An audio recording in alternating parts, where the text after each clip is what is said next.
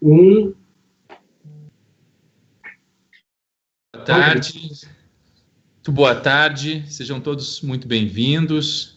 Essa é a live da BP, a Beneficência Portuguesa de São Paulo.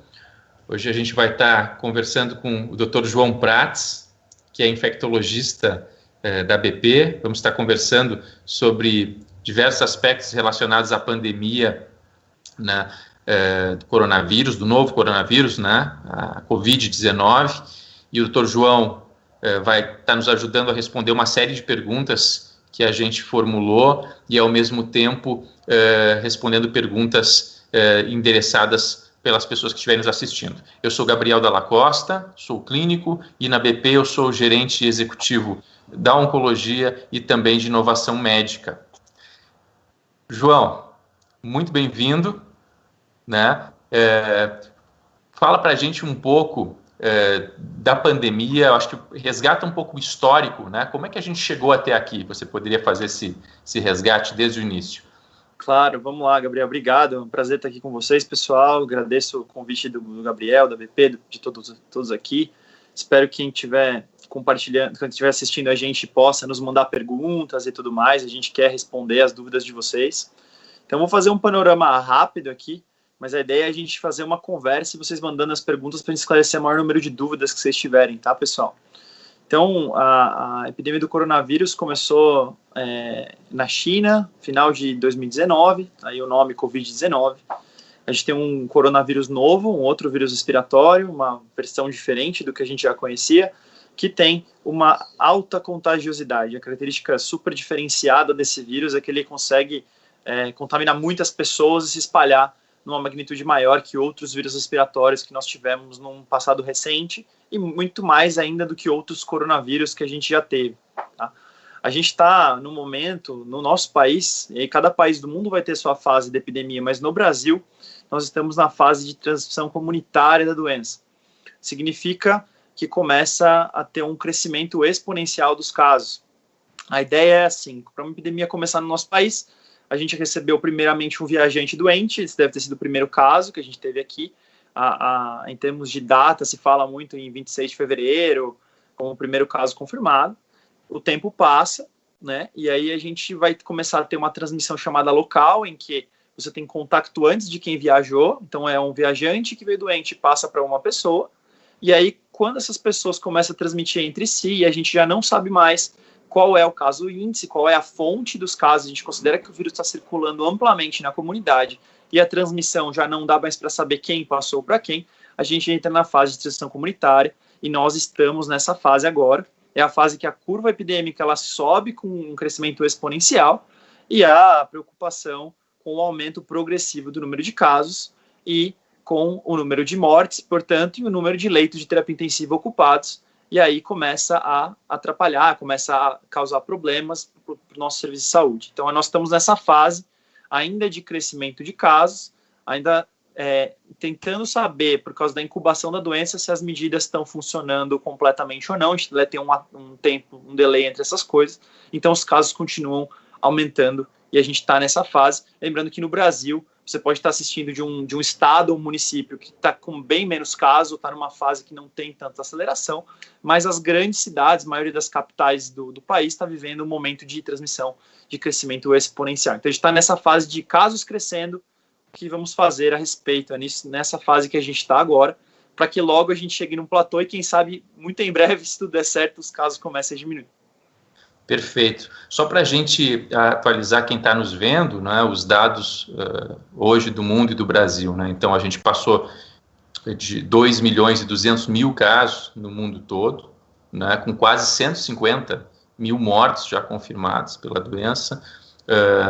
No Brasil, a gente passou dos 33 mil casos e passamos das 2.000 mortes. E no estado de São Paulo, que é o estado que hoje concentra a maior parte dos casos, a região sudeste concentra 56% de todos os casos do Brasil. No estado de São Paulo, a gente tem mais de 11.500 casos e já temos mais de 800 mortes. Então, nesse sentido, a gente vê que os números, eles obviamente aumentam progressivamente. Prats, fala para a gente um pouco da importância E vamos nos abster de qualquer tipo de questão política aqui, né? A gente está falando absolutamente de questões técnicas, né? Do ponto de vista do controle, né, da pandemia nesse momento, tudo que foi feito até aqui, e nesse momento, a importância do isolamento social, do distanciamento social, né, dessas medidas não só o distanciamento, as preventivas também, mas especificamente qual a importância do distanciamento social para tentar controlar a pandemia. Tá bom, eu vou falar de 3 trabalhos importantes e aí a gente já conversa um pouco sobre o isolamento e quando parar o isolamento, que é uma outra conversa que acho que cabe para quem está nos assistindo. Então, são 3 estudos. O primeiro é o modelo do Imperial College London, vou comentar um pouco sobre ele. Depois vou comentar um pouquinho sobre um estudo recente da Universidade de Harvard, agora, que gerou até polêmica, mas eu vou explicar da melhor forma. E um terceiro estudo do MIT, tentando medir momento de sair da quarentena, e eu vou tentar explicar um pouco como é que isso funciona. Então, a gente se baseia muito nesse modelo do Imperial College London, é um estudo que usa um modelo matemático, que tem suas limitações, mas é o melhor modelo que nós temos. Lembrando que ele não leva em conta impacto político, impacto econômico e impacto social da quarentena, então não é nisso que eu vou falar, mas o que se acredita é que você tenha um número de casos. Desculpa, deu uma falhada aqui. O que a gente acredita é o seguinte, então, existem 2 curvas de situações. Uma curva em que não se faz nenhuma medida e a epidemia atinge um número muito grande de casos, e uma outra curva em que se faz todas as medidas de uma maneira, digamos, perfeita virtualmente no modelo matemático, em que a gente tem um número muito pequeno de casos. Provavelmente a gente vai ficar no meio dessas 2 curvas, tá? Então, o que o modelo do King's College nos diz? Ele nos dá 2 informações, desculpa, do Imperial College, dá 2 informações. Primeira informação, que as medidas devem ser capazes de reduzir a quantidade de casos e achatar a curva. Então, a medida de isolamento e supressão deve ajudar a fazer isso. Segunda informação que ela nos dá, quanto mais cedo você começa, então se você tiver ele conta pelas mortes. Então, quantas mortes você espera por coronavírus para começar as medidas de isolamento? E ele mostra, nesse modelo matemático, sugere que se você começar mais cedo, com menos mortes, você vai ter uma eficácia maior dessas medidas e um pico menor de casos, tá, de mortes. Então, essas são as 2 informações que o modelo nos fornece, dizendo o seguinte, você pode ter, se fizer as medidas de isolamento, você vai reduzir a curva, claro que é difícil que seja 100% e fique perfeita, mas você vai achatar. E uma segunda coisa, quanto mais cedo você começar, quanto menos mortes você tiver, provavelmente melhor vai ser a eficácia dessas medidas de supressão. Então, essas 2 informações são as primeiras informações importantes. Também sugere já que se você parar a quarentena no momento inoportuno, você pode ter uma segunda onda da doença, então uma nova curva de casos, porque você tem pessoas ainda suscetíveis. Então, essa é a primeira informação, e muitas das medidas de iniciar a quarentena e o quanto antes se baseiam nisso, e nós estamos tendo uma mortalidade bastante razoável se você comparar com outros países do mundo em termos de número, ainda que exista uma questão de testagem e tudo mais. Segundo estudo, e ponto importante, tem estudo da Universidade de Harvard que saiu recentemente, agora está super em debate, porque estão discutindo, a quarentena não funciona, não sei o que, um papo nesse sentido. Mas, na verdade, a conclusão do próprio autor do estudo é o seguinte, eles eram um modelo matemático sobre tempo de quarentena, e eles demonstraram, e a conclusão do autor é a seguinte, então, se você suspender a quarentena, que você faça isso com critérios muito adequados. Se você não fizer isso, você pode ter uma recorrência da doença que pode tomar a mesma proporção que uma outra epidemia nova, como se ela acabasse de chegar ao nosso país. Isso foi para os Estados Unidos esse estudo, mas a gente aplica esse conceito para todos os países. E aí ele mostra, basicamente, que o tempo de quarentena ele ajuda, mas que a hora certa de sair da quarentena é mais importante. E que se a gente não tem mais dados, principalmente sobre quem é imune e quem não é, a gente pode acabar tendo quarentena por um bom tempo, para conseguir que todos fiquem imunes ou que a doença pare de circular. Então, essa é a outra conclusão. Lembrando que o próprio autor fala, a gente vê que as medidas mais importantes são as de isolamento social, mas o tempo é difícil de definir e temos que tirar as medidas de isolamento de uma maneira bastante criteriosa para que não ocorra um novo pico e a gente tenha desperdiçado, vamos dizer assim, essa quarentena da maneira adequada. O terceiro estudo, o estudo do MIT, que é bem interessante, em que tem um modelo matemático tentando estimar qual seria o momento de tirar a quarentena, qual é o número que a gente deve usar. E aí eu acredito muito nesse estudo, o conceito é muito bom, apesar da exatidão ser questionável, né, qual o número exato, mas esse estudo fala o seguinte, que para a gente tirar a quarentena, ou para a gente ir para uma quarentena chamada vertical, que pega só as populações de risco, o ideal seja que você tenha um número razoável de pessoas de baixo risco já imunizadas. Então, ou já que já tiveram a doença. Então, o que significa isso? Uma epidemia depende de duas coisas, pessoas suscetíveis e pessoas doentes, e o contato entre esses dois. Quanto menos pessoas suscetíveis, menor a chance de disseminar a doença, menor vai ser a epidemia. As epidemias, elas acabam quando ou tem muitas mortes, ou todo mundo fica imunizado, por exemplo, com uma vacina, uma coisa nesse sentido. Todo mundo já pegou, ou todo mundo já é vacinado. Ou então, quando você isola as pessoas, você consegue reduzir a transmissão. Então, a discussão é, se eu soubesse quantas pessoas estão imunizadas, e a gente talvez tenha estratégias para isso com os anticorpos no futuro, com a sorologia que está vindo aí, né? Quando o número de pessoas de baixo risco, um número razoável delas for imunizado, aí a gente pode fazer um isolamento vertical em que saem as pessoas imunizadas, né, com uma boa parte de imunidade, e a transmissão vai ser bem menor, protegendo assim diretamente também as populações de alto risco. Então, a gente esse é o terceiro paper, ele fala assim, olha, vai dar certo tirar da quarentena. Quando? Quando a gente tiver um número razoável de pessoas de baixo risco imunizadas. Então, essa é então, eu entendo que nós estamos num contexto de quê? Temos que manter o isolamento até que a gente tenha medidas claras de podemos tirar para ter pessoas imunizadas e impedir que a epidemia se dissemine. Isso sem considerar, e eu sempre falo isso, os modelos matemáticos não consideram impactos econômicos e sociais da quarentena, e essa é uma grande limitação deles, tá?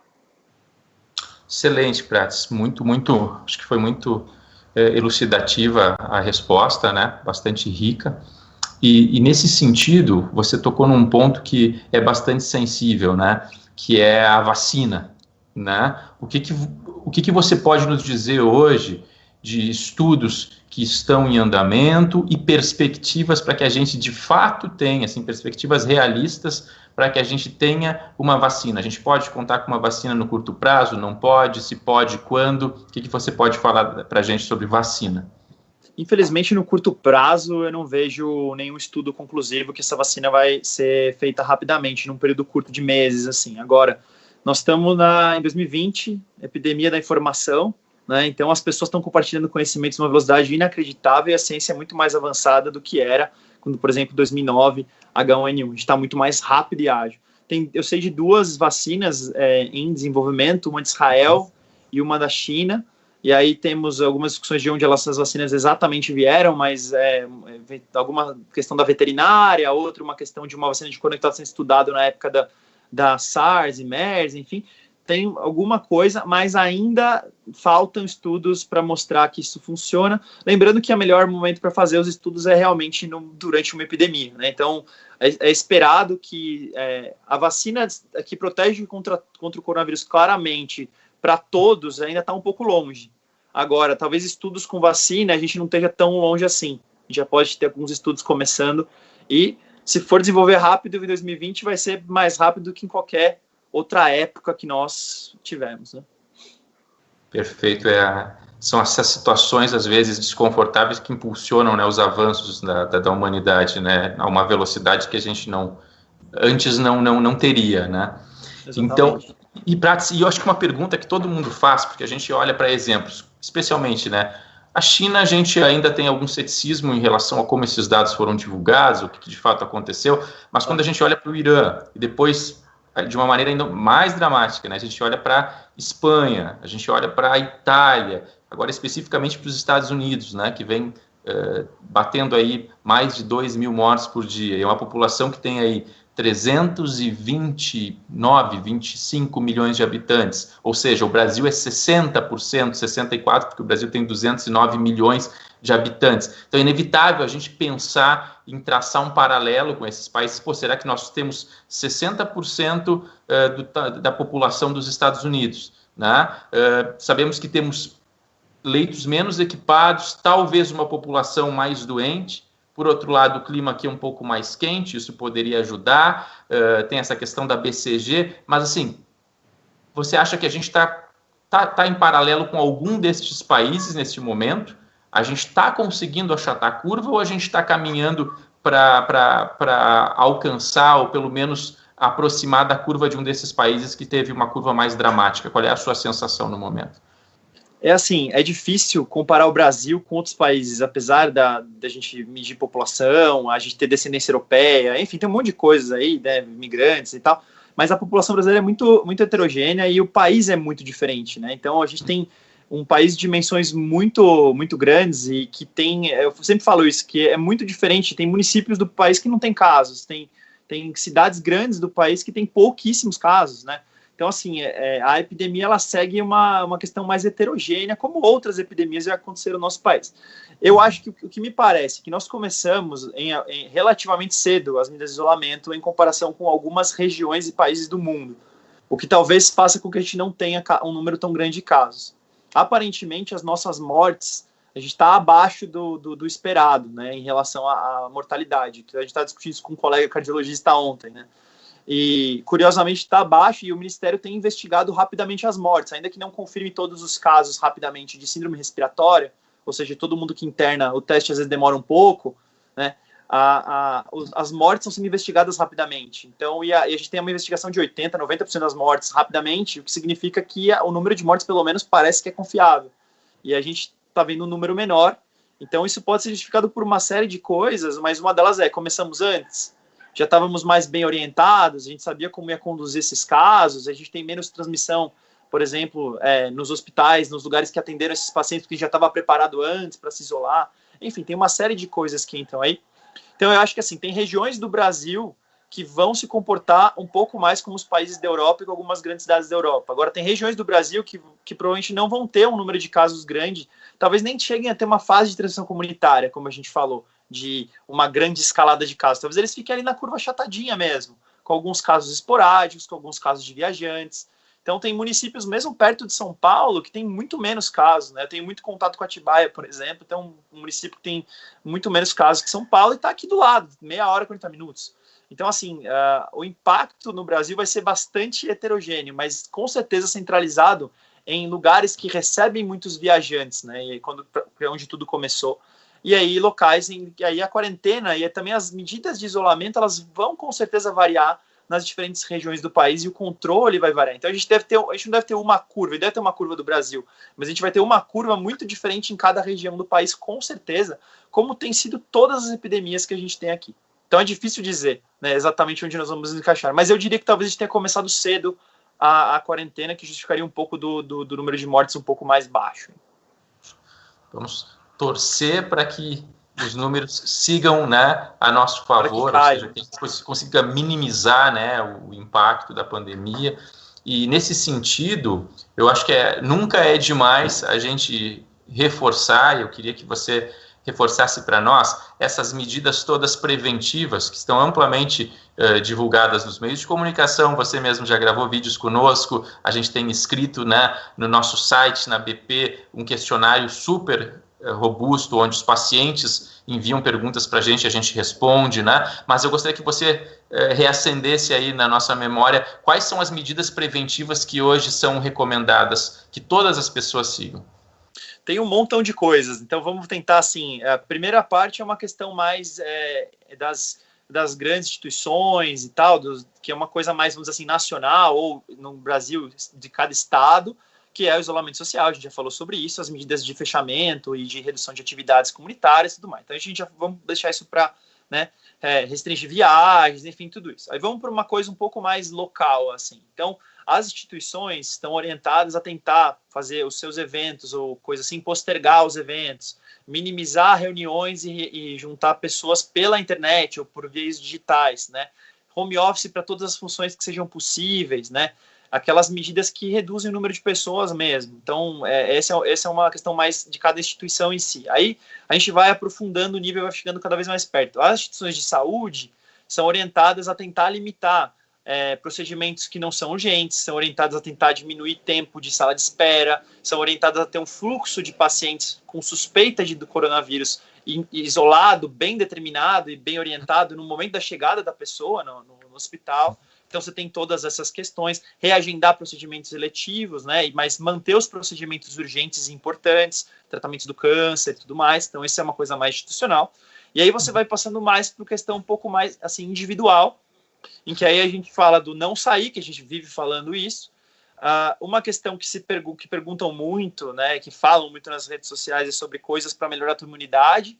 Então, infelizmente, não tem nada bom para melhorar a tua imunidade. A gente tem, do ponto de vista científico, a gente tem estudos, por exemplo, não é óbvio que não é com Covid-19, mas nós temos estudos da Universidade de Harvard, por exemplo, com sintomas gripais, gripes e infecções virais. Eles pegaram idosos, deram lá 200 mil unidades de vitamina D injetável, falaram, vamos ver se vocês internam menos, tem menos idas ao pronto-socorro, e esse estudo foi negativo. Né? Então tem um número enorme de pacientes e o estudo negativo. Então a vitamina D não reduziu idas ao pronto-socorro, nem resfriado, nem nada assim.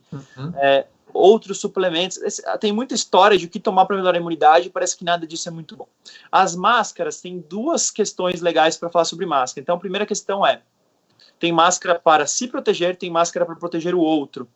No conceito de máscara para se proteger, é muito importante, tem recomendado isso várias vezes, que você tem máscara aprovada pelo Inmetro, N95, essas coisas. Para quem que deve ser usado essas máscaras? Para profissionais de saúde, que estão em contato direto com os doentes. Vai lá ver o paciente, se paramenta completamente, vê o paciente, joga aquilo fora, né, para não ser reutilizado. Por quê? Você pode contaminar a sua máscara. Máscara não é boa para te proteger fora de uma situação controlada, hospital e tudo mais.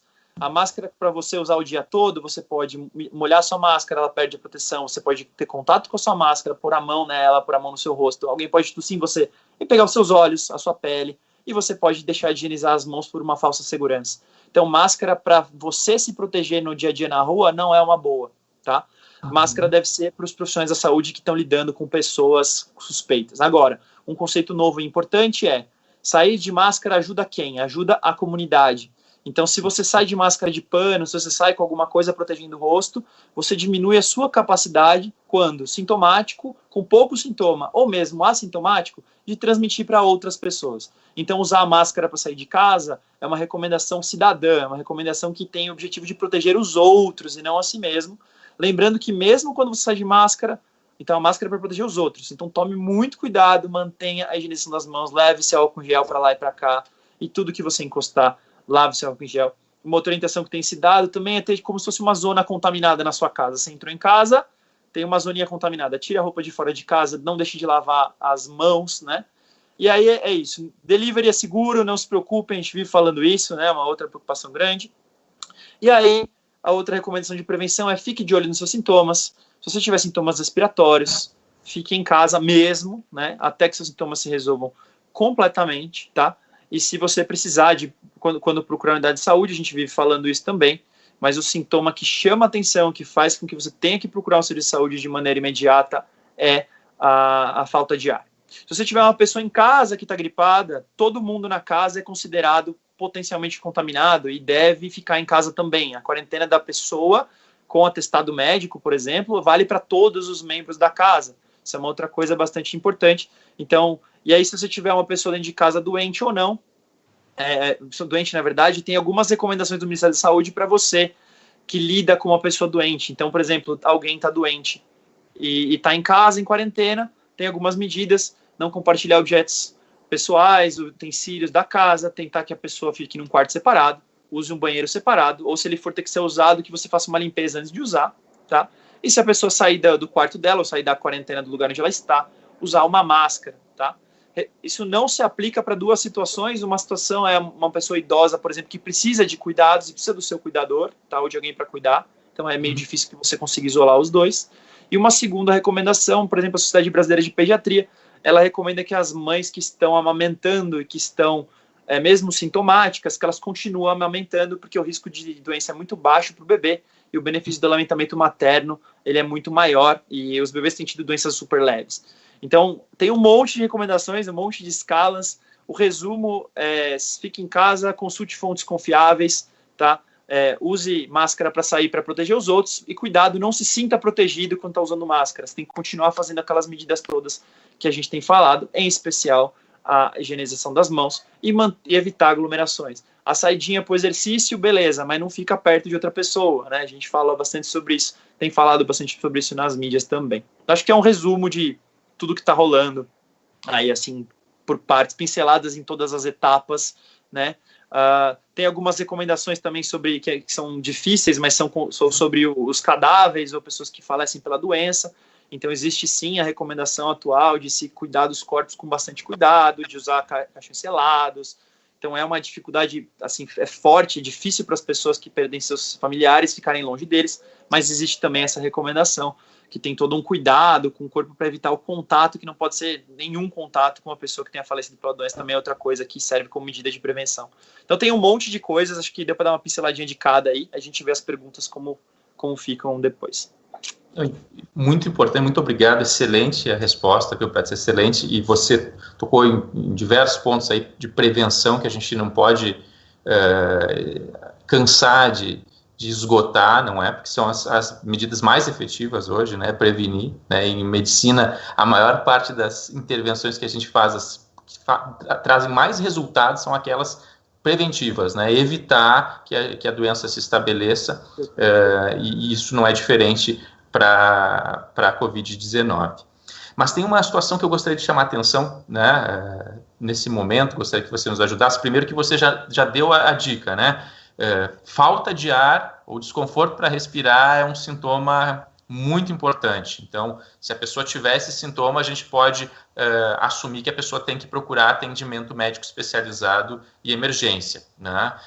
Mas tem uma outra coisa que eu acho importante, porque no Brasil, eu vou trazer alguns dados para a gente falar sobre isso. Se a gente olhar os dados do DataSUS, né, do Tabinete, que eles estão atualizados para a mortalidade geral e mortalidade por causas específicas, até 2018, eles estão bem calibrados, a gente em 2018 teve 1 milhão e mais de 300 mil mortes, 316 mil mortes no Brasil. Se a gente fizer uma conta rápida, a gente vai ver que morrem entre 3.600 e 4.000 pessoas por dia no Brasil, isso em 2018.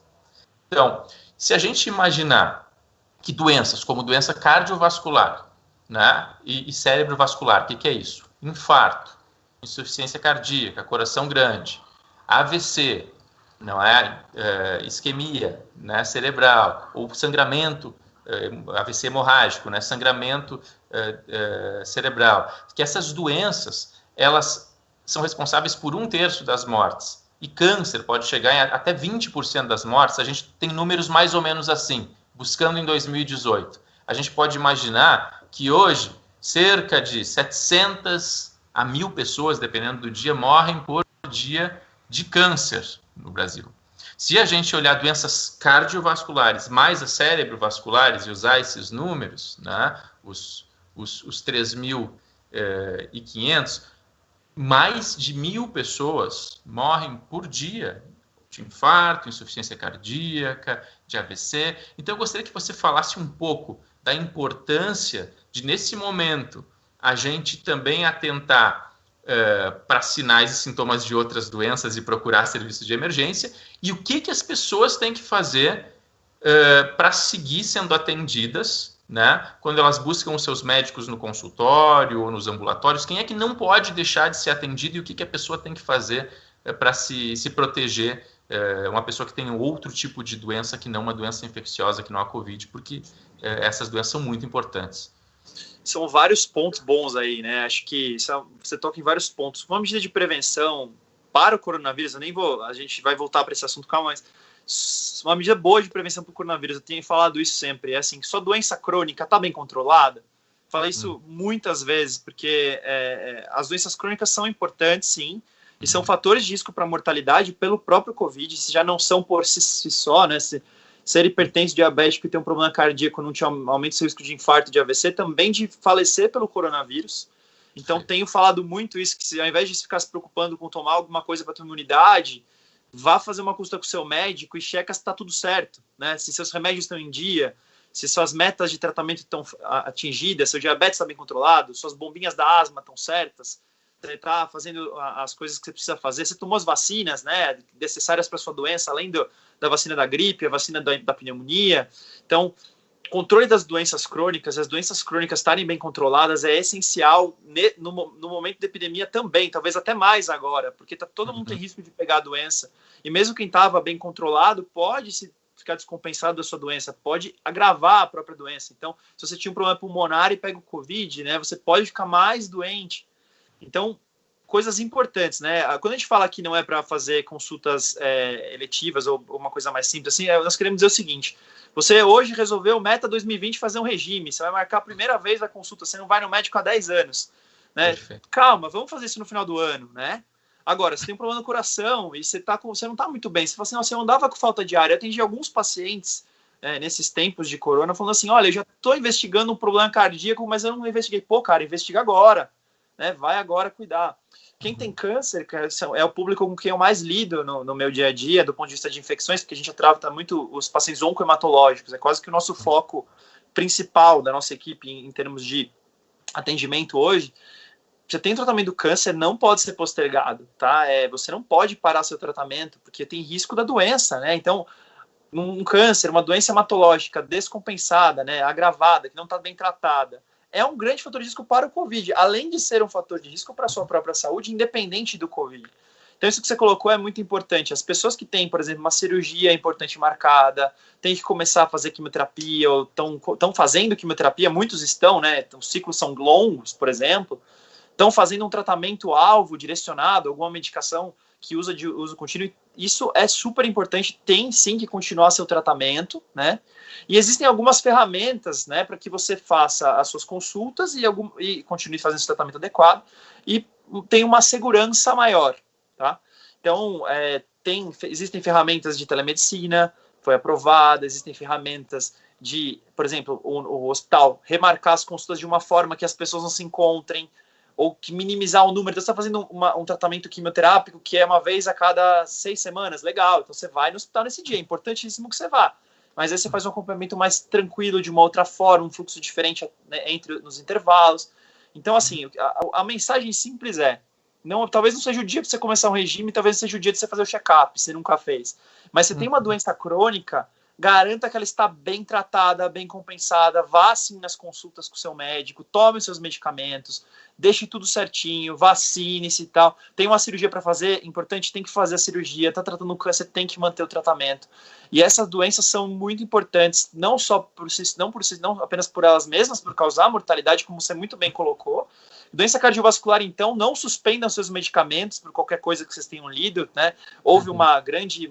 os inibidores da ECA, os PRIOs, os bloqueadores da ECA, os BRAS, as artanas, pelo amor de Deus, não suspenda. Então já tem recomendação da Sociedade Brasileira de Cardio falando, gente, não suspenda, pelo amor de Deus. Inclusive, isso foi uma observação muito, nós achamos que talvez fisiopatologicamente. Então, não suspenda nenhum medicamento. Se você tiver alguma dúvida, consulte o seu médico, né, sobre o medicamento que você está tomando, se tem que ter alguma mudança, mas o momento é de não mudar. E se tem uma doença crônica, então você tem que estar com ela bem controlada, com as consultas em dia. E se tem um tratamento de câncer ou uma cirurgia, você não pode postergar esse tratamento. Agora, não vamos começar o regime amanhã, né? Tudo bem, vamos esperar um pouquinho para fazer o check-up do ano, mais para o final do ano. Perfeito, tá? Puxa, excelente, excelente. A gente faz mais uma conversa aqui, daqui uns 5, no máximo 10 minutos a gente vai abrir para olhar as perguntas que porventura tenham chegado, né? Então, puxa, acho que essas recomendações mais precisas e mais claras não tem como ser dito, né? Muito obrigado, Prats. Eu acho que as doenças cardiovasculares, cerebrovasculares, doenças crônicas em geral, não faça nada sem falar com o seu médico, com a sua equipe médica. Eu acho que essa é uma boa mensagem final disso, né? Fique em casa, mas não deixe de fazer nada sem falar com o seu médico e, naturalmente, se você tem uma doença crônica que requer cuidado, você vai precisar consultar, sim, né? Antes de entrar num assunto um pouco mais polêmico, eu queria que a gente falasse um pouquinho da BP, né? O quanto que a BP se preparou e o quanto que a BP está trabalhando para garantir as melhores condições para os seus colaboradores, para garantir as melhores condições para os seus profissionais e também para entregar o melhor cuidado possível para os pacientes, né? Dizer para todo mundo que está ouvindo que a BP hoje, além de ser o principal, o maior polo privado, né, de saúde da América Latina, a BP é um dos parques tecnológicos que tem o maior número de especialistas, né, e leitos de terapia intensiva. BP hoje, com todo o complexo da BP, é aproximadamente 200 leitos de terapia intensiva. E a gente não está ocupando, não chegamos na metade desses leitos ainda. né? Então, nós temos bastante reserva para atender pacientes graves, né? Então, isso é importante que a gente diga. E eu gostaria de salientar algumas coisas que a BP fez que foram muito bacanas, no sentido de proteger todos aqueles que estão circulando lá. BP, no início de abril, colocou tendas de pré-triagem em todas as suas entradas, de modo que a BP hoje possui mais de 7 mil funcionários nas suas três sedes, fora todo o corpo clínico que habitualmente circula por ali, né? Possui mais de 7 mil colaboradores. Então, toda e qualquer pessoa que entra no hospital, paciente, familiar, médico do corpo clínico, colaborador, passa por um rápido processo de pré-checagem, né, que consiste em 2 etapas. A primeira etapa é uma checagem de sintomas, não é? Sintomas respiratórios e outros sintomas que não tão típicos, né, como a perda do olfato, ou sintomas como sintomas gastrointestinais, como eventualmente náusea, vômito e diarreia, que podem suscitar a possibilidade, né, de Covid-19. Então, tem um primeiro filtro com sintomas e todos os funcionários têm a sua temperatura aferida por um termômetro de testa, não é? Exatamente. Então, não foram poucos os funcionários que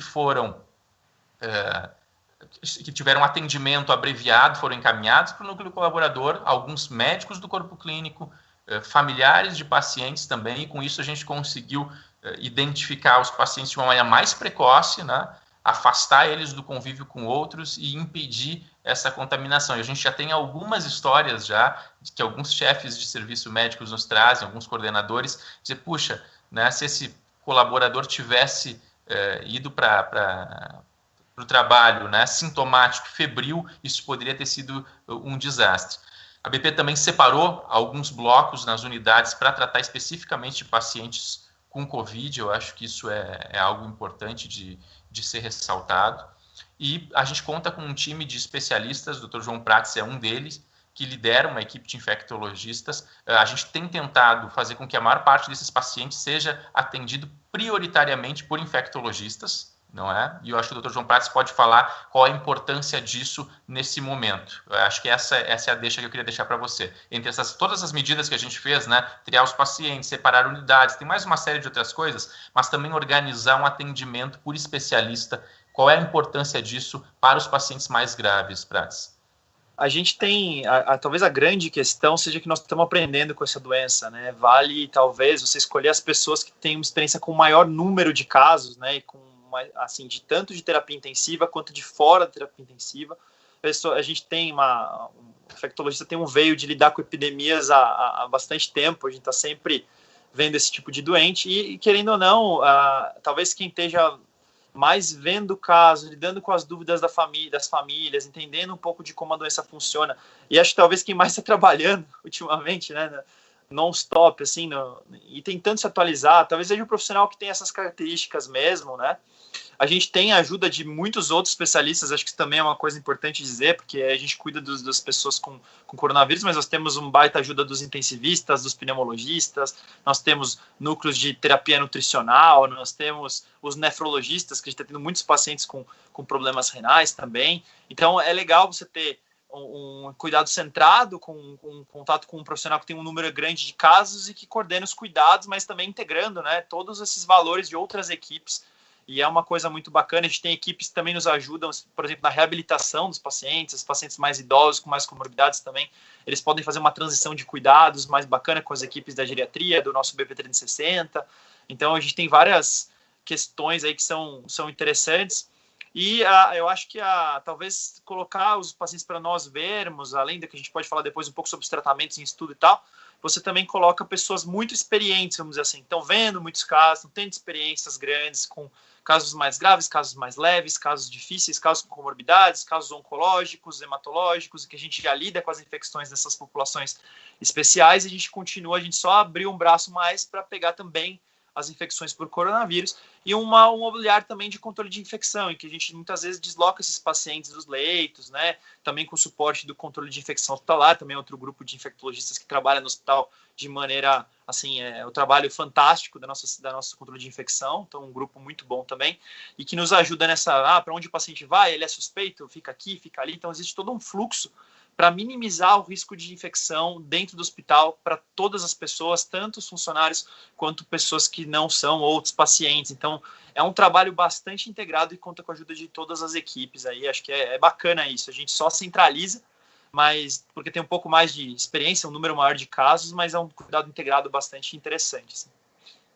E muito legal você falar isso, né? Porque como é bacana a gente trabalhar numa instituição onde todas as áreas estão trabalhando juntas e respirando esse momento, né? Assim, de uma forma muito intensa, se compadecendo com o sofrimento que as famílias passam, que os pacientes passam, e é um trabalho, sim, multidisciplinar, multiprofissional. A gente tem um comitê de crise que é um comitê permanente, a gente tem algumas reuniões e deliberações por dia, envolve todas as áreas, as esferas administrativas, envolve comunicação, envolve marketing, envolve suprimentos, envolve operações, gerências médicas, assistenciais, envolve literalmente todas as áreas do hospital, e obviamente que a ponta que está atendendo os pacientes ali, a gente tem um time muito qualificado de intensivistas, não é, e de outros especialistas, e a equipe multiprofissional tem sido fantástica, né? A enfermagem, nutricionistas,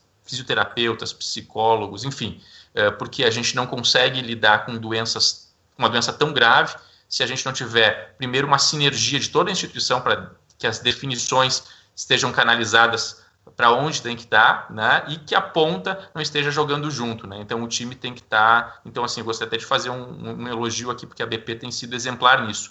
E já entrando no último tópico, antes das perguntas, como na BP a gente adora o que a gente faz, eu acho que a gente faz bem feito.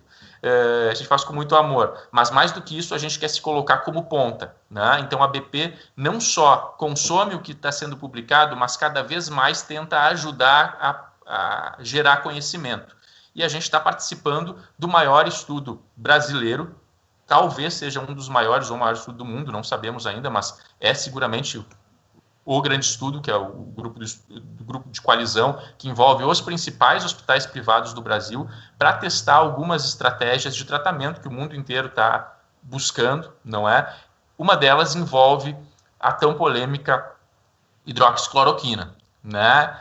Eu não ia deixar de fazer essa pergunta para você. Então, eu quero que gostaria que a gente falasse um pouquinho para as pessoas de que, assim, o que existe de evidência de fato da cloroquina, né, de benefício, e quais são os riscos de usar isso de uma maneira indevida, né? Porque a gente está buscando essa resposta e a BP, inclusive, está participando desse estudo. Mas o que você pode falar hoje para aquelas pessoas que querem comprar cloroquina e deixar guardado em casa? Muito bom. Cloroquina, os meus colegas me conhecem, a gente tem conversado pra caramba sobre isso, então a minha resposta simples, eu vou elaborar ela também depois, é que você deve usar a cloroquina preferencialmente no protocolo de pesquisa. Essa é a minha recomendação pontual, mas eu vou explicar um pouco sobre isso. Então, a grande questão das drogas para o coronavírus é um equilíbrio entre algumas coisas. Então, o equilíbrio entre o desespero por um tratamento novo, porque a gente não tem um tratamento bom para o corona, então qualquer coisa é válida, né? Então é o equilíbrio disso.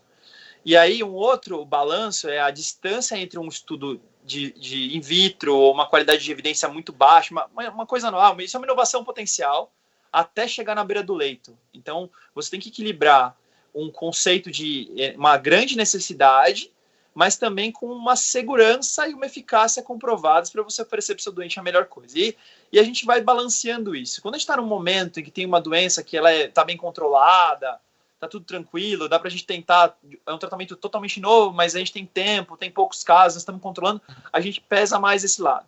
Quando a gente está numa situação de não tenho nenhum tratamento, preciso de alguma coisa, nós pesamos mais esse. Mas a gente tem que respeitar a distância entre o laboratório e a bancada, com a beira do leito. E isso é a coisa mais importante, é diferenciar um estudo feito, chamado experimental, laboratorial, de um estudo clínico.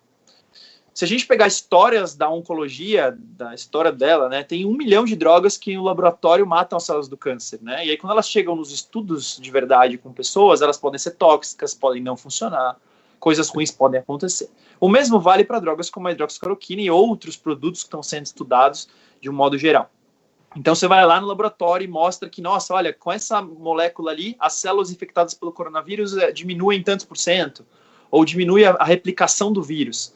Isso não significa que você pegar essa medicação e a dose, sei lá que dose, né, dessa da dose X para a pessoa, vai reduzir a replicação e ela vai melhorar. Isso é muito diferente, especialmente no contexto das infecções. É como se as drogas, assim, o efeito delas não é tão simples, não é só porque mata o vírus no laboratório, não quer dizer que vai funcionar para uma pessoa que está doente. E em que fase da doença ela está? A gente está vendo que o coronavírus ele tem uma fase de viremia, uma fase de infecção viral, e depois tem uma grande cascata inflamatória. Então, talvez a droga que tenha efeito sobre o vírus, nessa segunda etapa da doença, quando aparecem as complicações, já não seja a melhor opção. Tem uma série de questões aí de como isso vai funcionar. Então, a distância entre a mesa, a bancada e a beira do leito é a grande questão. Então, a hidroxicloroquina, o que nós temos de evidência, né? Está sendo publicada cada segundo. Daqui a amanhã deve ter outro estudo, né? Então, o que eu vou falar hoje vale para o dia 17 de abril de 2020. Talvez amanhã mude a minha opinião, porque saiu uma nova evidência. Mas o que a gente tem de maior é o seguinte: primeiro começou com estudos muito pequenos, não controlados. Significa, dei para 20 pessoas, achei que foi bom. Não é que eu dei só a hidroxicloroquina para um grupo e nada para outro grupo e comparei dois grupos muito parecidos. Eu peguei 20 e dei. E achei que o resultado foi bom, porque eu achei, por exemplo. Será que o resultado foi bom ou não? Precisamos comparar. E aí precisamos de estudos que a gente chama de controlados, ou que comparem com outro medicamento, ou que comparem com nada. E que todos os grupos sejam iguaizinhos. Antes de escolher um monte de gente leve e falar, nossa, olha como eles melhoraram. Eles iam melhorar? Né? A gente consegue dizer que a causa foi a cloroquina? Aí o tempo foi passando. Nós temos 2 ensaios clínicos, significa que nós temos 2 estudos que pegaram um grupo, outro grupo totalmente igual, esse grupo hidroxicloroquina, esse grupo nada, o melhor cuidado sem hidroxicloroquina, né? Que não é nada, né? A gente tem que lembrar que a gente tem medidas de terapia intensiva, antibióticos, outras coisas para pensar nas complicações e tal. E esse estudo, o maior que nós temos, ele foi um estudo que a gente chama de negativo, ele não mostrou uma redução na mortalidade, não mostrou uma redução na ventilação mecânica, não mostrou uma redução na quantidade de vírus, não mostrou isso daí. Muitos problemas tem em todos os estudos? Tem, eles precisam ser reproduzidos, a gente precisa fazer outros. Então, o que nós estamos fazendo? E por isso que eu falo que o protocolo de estudo é uma coisa interessante. A gente está pegando pessoas que estão chegando no hospital, então o estudo da coalizão é basicamente isso, são 3 grupos de pessoas, na verdade, as pessoas mais graves que estão na UTI, as pessoas não tão graves que estão no hospital e as pessoas mais leves. E esses 3 grupos vão ter uma chance, assim, em algum momento, de receber hidroxicloroquina conforme a seleção. Qual é a nossa ideia? Comparar as pessoas que tomaram com quem não tomou, e realmente de uma maneira estruturada, então vendo essa pessoa desde o começo, vendo que ela é parecida com a pessoa do lado, que eu não botei outras coisas que podem atrapalhar, que eu não escolhi pessoas leves para um grupo, graves para o outro, tentando escolher pessoas muito parecidas.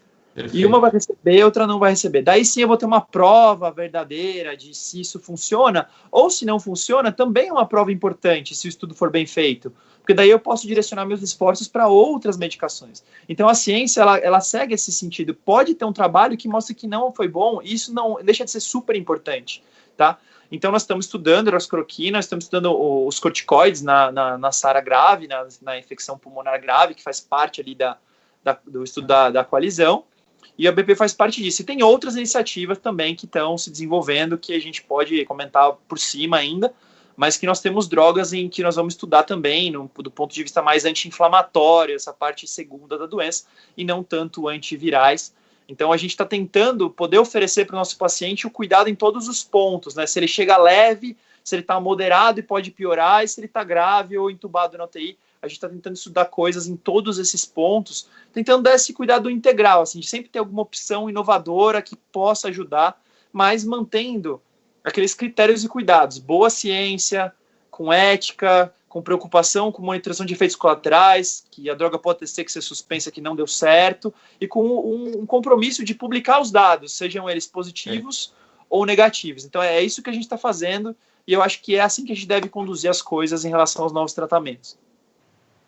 Excelente, eu acho que esse é um ponto que tem que ficar muito claro, né? A gente não pode entrar em polarizações de nenhum tipo de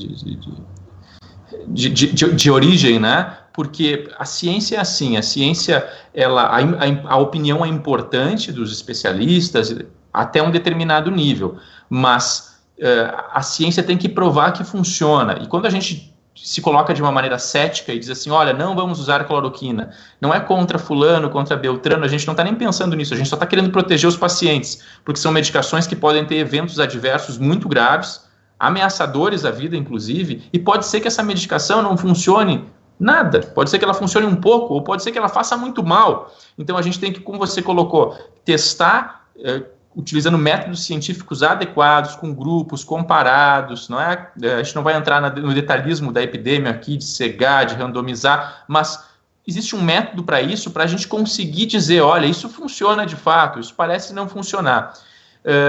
E eu acho que esse é um recado importante. Se sair um estudo que prova que a cloroquina funciona de fato e é segura, pode ter certeza que nós vamos ser os primeiros a defender o uso na população adequada. Mas, João, nosso tempo está indo um pouquinho adiantado, né?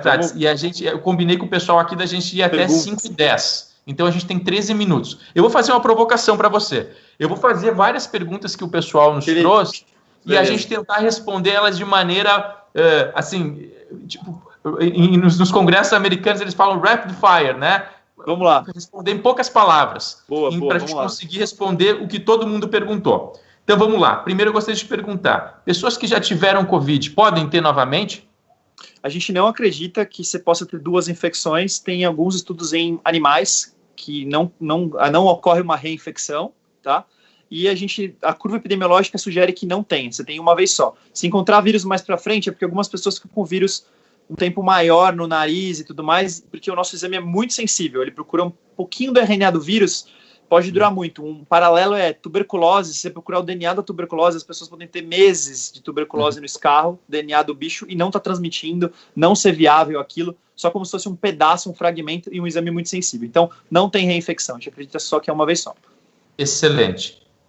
Você já falou nisso, mas a gente vai seguir aqui a ordem que as pessoas nos perguntaram. Risco de contágio em bebês. A gente acha que não tem quase mortes em crianças pequenas. Claro, a gente tem que ter uma ressalva se a criança tem uma doença crônica, uma paralisia cerebral, uma doença neurológica grave, tudo mais, há uma preocupação. Mas as mães devem continuar amamentando, mesmo que resfriadas ou gripadas. E o bebê não é bem aquela população que sai por aí, né, se contaminando, tá? Então, o risco da doença é baixo em bebês. A gente acredita que a doença é muito leve ou até assintomática nas crianças pequenas, e a amamentação deve ser mantida. Quanto tempo o vírus ele fica nas superfícies, assim? Porque ele sobrevive um tempo nas superfícies. E quanto tempo ele fica? O maior estudo que a gente tem do New England seria uma situação ideal. Então, spray de vírus mesmo, não é uma coisa, o que você espirrou, tá? É um pouco diferente. É jogar vírus de verdade, grande quantidade, não é o que seu escarro faz, tá? Pode ser que quando você tosse seja muito menos que isso, tá? Mas, em geral, o vírus dura 24 a 48 na maior parte da superfície. Depois de 24, a carga viral cai muito, tá? Se for uma superfície porosa, um tecido, um papelão, um papel, uma coisa assim, menos ainda, então perto de 24, não passa disso. E às vezes no aço inox, ali numa condição ideal, talvez ele dure um pouquinho mais, então a gente fala em 2 dias, e não fala muito mais do que isso não. Se você olhar o estudo New England, os gráficos, 2 dias, todo mundo, as cargas virais já estão lá embaixo. E no aerossol, com um spray que joga só vírus, tá? 2, 3 horas é o máximo que ele fica ali, mas é uma situação que, assim, é um sprayzão de vírus, não é exatamente uma tosse, só para deixar claro isso para as pessoas. Perfeito. E alimentos crus, qual é o risco? Devo comer ou não devo comer? Olha, os cuidados com os alimentos, eles já são... A gente acredita que o coronavírus não transmita muito por alimentos, porque a gente já toma cuidado com eles para outras doenças, e isso parece que é suficiente para o Covid, tá? Então, não tem muita mudança, né? Alimento cru ou cozido e tal. Se você tomar os cuidados normais, assim, a chance disso ser uma forma de contágio importante é muito baixa, tá? A gente não acredita que é uma transmissão importante por alimentos e tudo mais. Qualquer um, né? Cru ou cozido. E pets? Cachorrinho, gatinho, animal de estimação, eles transmitem? Eu posso transmitir para eles? Como é que funciona? Tem que ter cuidados adicionais? A gente não acredita que os pets transmitam a doença. Não, apesar da doença poder ter se originado de uma doença de animais e que em algum momento transmitiu para o ser humano, bastante... A gente não acredita, não tem esse oposto. O humano passa para o cachorro fica... Não é assim que funciona. Então, nada, os pets não transmitem a doença, pode ficar tranquilo, não tem nada a ver com isso. Então, os animais são seguros, tá? São seguros. E o pessoal ainda tem, né, aquela... Pode ver que é um assunto de cada lado, né? Mas é assim mesmo. O pessoal tem na memória 2009, né? H1N1. Isso causa arrepios. Quem trabalhou naquela época, eu lembro que eu trabalhei muito naquela época, em UTI, em emergência. Era uma época que a gente via muita gestante também evoluir mal, né? Porque era um grupo de risco. Até depois a gente vai falar de grupos de risco. Como é que você compara H1N1 e Covid-19? Onde é que elas são comparáveis, né? E onde não são? Semelhanças grandes, doenças respiratórias, que matam as pessoas por pneumonia e insuficiência respiratória. São bem parecidas nesse sentido, vírus respiratório. Diferenças grandes, o corona é muito mais contagioso, é absolutamente mais contagioso, consegue contaminar muito mais pessoas, ainda que a média seja 3 e 2, né, 3,7, uma média parecida na taxa de ataque, numa epidemia, o corona pode transmitir para 6, 7 uma pessoa, né? Como aconteceu na China, alguns estudos sugerem isso, que o número subiu até 6, 7. Então ele é muito mais contagioso, né? Outra diferença é que, por exemplo, gestantes, crianças praticamente poupadas pelo corona, enquanto na época da influenza eram gravíssimas ou populações de alto risco ou de grande preocupação, tá? Então muda um pouquinho. A mortalidade depende um pouco de algumas coisas, a forma que você mede, até que é comparável em alguns aspectos e diferente em outros. É um pouco difícil de falar que a mortalidade é parecida, porque as populações são um pouco diferentes, enfim, tem alguns detalhes, mas é a mesma ideia. Uma porcentagem bem pequena vai ter caso grave, uma porcentagem menor ainda vai morrer disso. Corona não tem vacina, não tem remédio. Influenza tem um remédio mais ou menos, mas tem, e tem vacina. Então, muda um pouquinho, e é bem menos contagioso, o que parece. Você deve lembrar que a gente usava máscara, muito mais do que qualquer outra coisa, uma máscarazinha cirúrgica que estava tranquilo, né? Enquanto as superfícies para o coronavírus são extremamente importantes, quando no influenza não eram de grande importância, assim, não era tão comum. Então, talvez a grande diferença, contagiosidade, e está poupando populações que eram de risco para influenza, como as gestantes, como as crianças, enfim. Tá? Mas, de uma forma geral, é um vírus respiratório. O grande diferença é que é muito contagioso, eu falaria dessa forma, seria talvez a maior, tá? Perfeito, excelente. Temos mais algumas diversas perguntas aqui, vamos dar uma olhadinha aqui. Você já falou sobre delivery, isso você já falou. Delivery essa é uma pergunta importante, né? Casos assintomáticos, eles vão ser identificados em exames futuros? É assim, a gente não faz o exame. Tem 2 exames importantes para a gente entender. O primeiro é o PCR, coletar e procurar vírus no nariz, tá? Na boca, na via respiratória. A gente não faz isso de rotina em pessoa que não está sentindo nada por 2 razões. Uma, que o exame é limitado, vai atrasar a vida de todo mundo, vai demorar muito para ter o resultado, por exemplo, são muitos exames desnecessários. Não muda a condução do caso, tá? Então, a pessoa está não sentindo nada, você não vai ficar coletando. E dá uma falsa segurança. Você pode não estar eliminando o vírus hoje, amanhã você começa a eliminar vírus, porque você está sem sentindo nada, mas está no período de incubação. Então, esse teste não funciona para saber se o sintomático está infectado ou não, e não é nenhuma boa você fazer esse teste em pessoa que não está sentindo nada. Agora, vai vir testes de sorologia, anticorpos contra a doença. E aí, talvez seja muito interessante testar pessoas sem sintomas para saber quem já está imune. Só tem que respeitar um cuidado.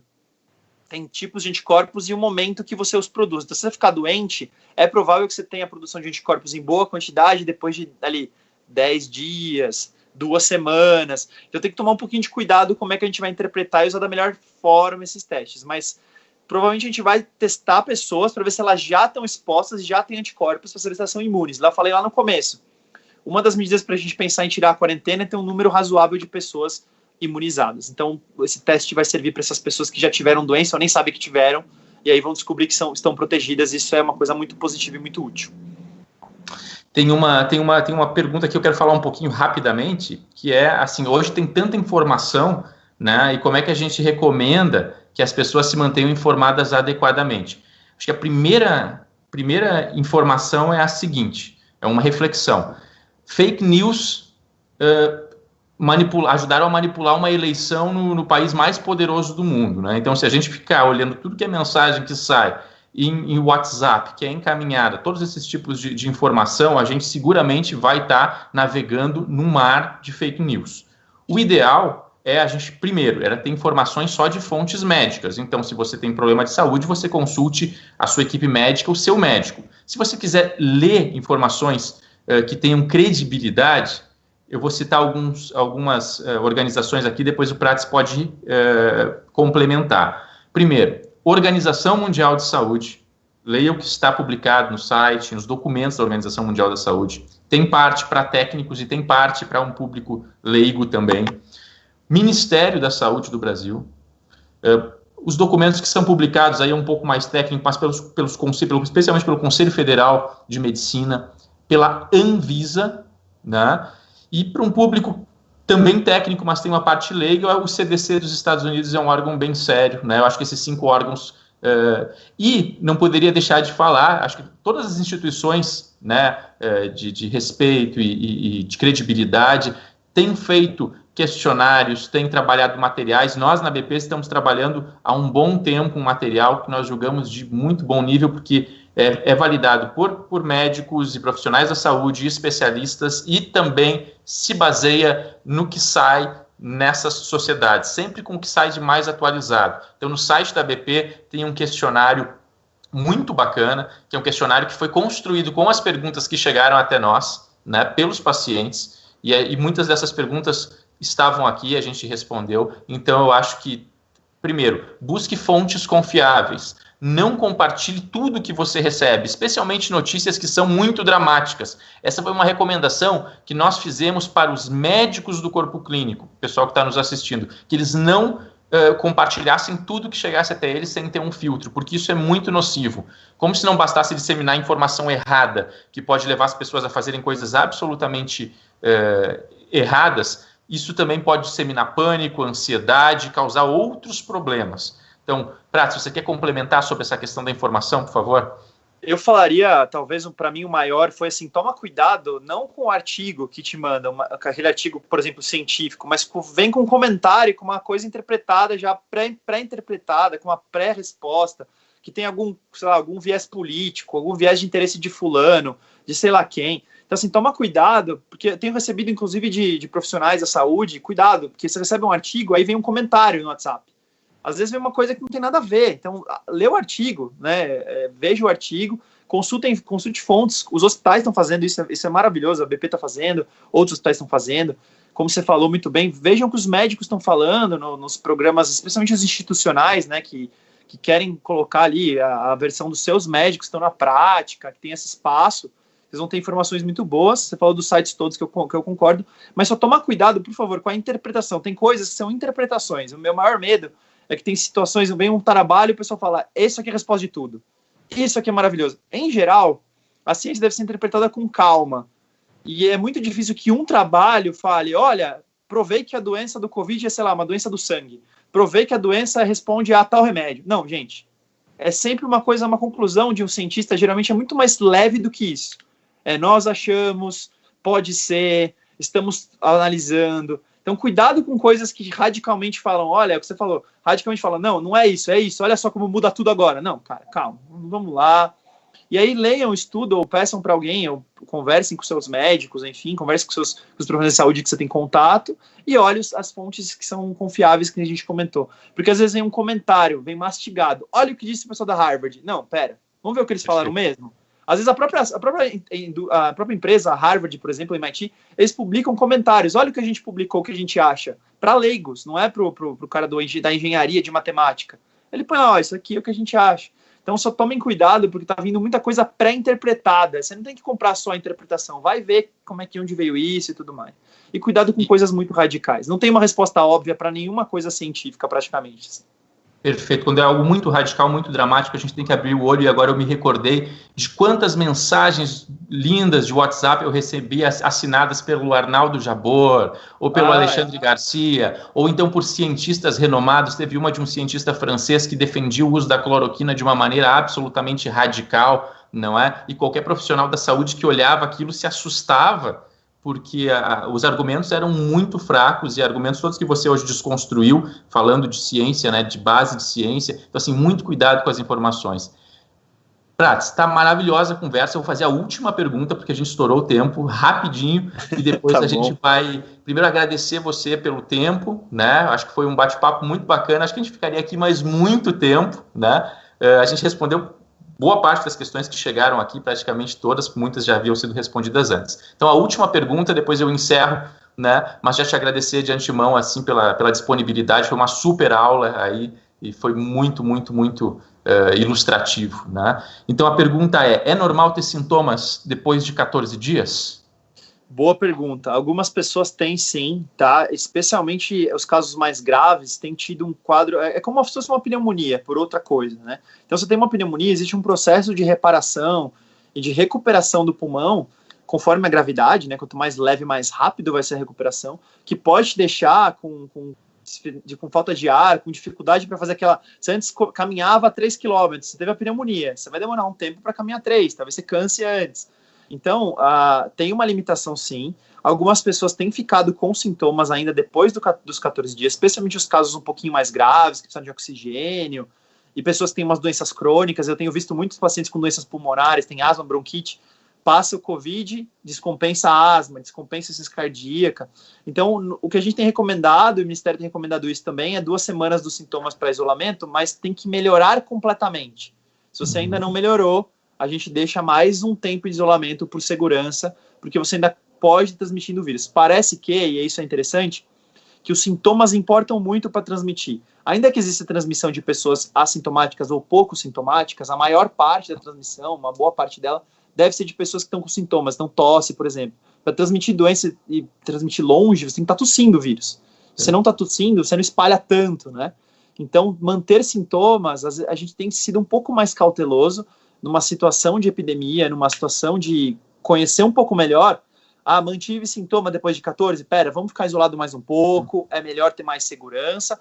O teste não é confiável para tirar, então a gente acaba usando os sintomas e ser um pouco mais cuidadoso. Então a gente usa 2 semanas, mas também estar melhor. E você pode ficar um pouco ruim do pulmão por um tempo, um mês, às vezes um pouco mais, depois que você teve a doença.